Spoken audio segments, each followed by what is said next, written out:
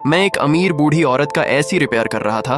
उसने मुझे पैसे दिखाकर एक अजीब सवाल पूछा, क्या तुम सिर्फ मेरा एयर कंडीशनर ही नहीं बल्कि और भी कुछ ठीक कर सकते हो? औरत के खुलेआम फ्लर्ट करने का इरादा मैं समझ गया था। मैंने उसे साफ मना कर दिया। तभी वह उठी और मेरी तरफ बढ़ने लगी। उसने मुझे और पैसे दिखाकर कहा, मैं तुम्हें अमीर बना सकती हूँ, पर मुझे इसमें कोई दिलचस्पी नहीं थी। मैंने एसी चालू किया और वहां से निकलने लगा। मुझे जाते हुए देखकर उसने मुझे वापस बुलाया और समझाने लगी कि मैं उसे गलत समझ रहा हूँ। उसका कोई बुरा इरादा नहीं है, बस वह चाहती थी कि मैं एक दिन के लिए उसका बॉयफ्रेंड बनकर उसके साथ एक हाई क्लास पार्टी में जाऊं। उसने यह भी कहा कि अगर मैं अच्छा परफॉर्म करूंगा तो इनाम और भी बड़ा होगा। मैं उसके हाथ में लहराते डॉलर के मोटे बंडल को देखते हुए सोचने लगा कि खाली एक्टिंग ही तो करनी है। हालांकि मैंने कभी सपने में भी नहीं सोचा था कि यह फैसला मेरी जिंदगी लगभग बर्बाद कर देगा। अगले दिन मैं उसके साथ एक लग्जरी पार्टी में पहुंचा, ऐसी पार्टी जहां मैं सपनों में भी कभी नहीं गया था। वहां सब अमीर लोग थे और मैं एक साधारण रिपेयरमैन। औरत ने मुझे साफ कहा कि ऐसे बर्ताव करो कि किसी को बिल्कुल शक न हो। औरत को एक जवान और हैंडसम बॉयफ्रेंड के साथ देखकर दूसरी औरतों की आंखों में जलन साफ दिख रही थी। मैं अनजाने में उससे हाथ मिलाने के लिए आगे बढ़ा, लेकिन उसने मुझे रोक दिया और चेतावनी दी कि मैं खुद से कुछ न करूं और अगर मैंने उसके कहने पर काम नहीं किया तो मेरा पेमेंट काट लिया जाएगा। पैसों की खातिर मैं चुप रहा और उसकी बात मान ली। फिर मैं एक टेबल पर बैठकर एक बियर की बोतल ऑन ऑर्डर करने लगा। इससे औरत तुरंत हैरान रह गई। अपनी इज्जत बचाने के लिए उसने रेड वाइन की एक महंगी बोतल मंगा ली और मुझे साफ कह दिया